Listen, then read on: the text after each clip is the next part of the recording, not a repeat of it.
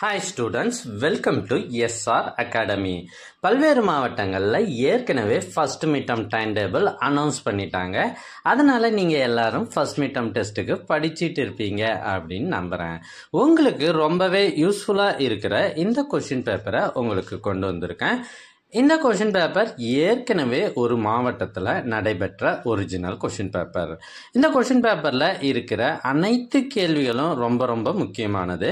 அதனால் எதையும் சாய்ஸ் விடாமல் நல்லா படிச்சுட்டு போங்க.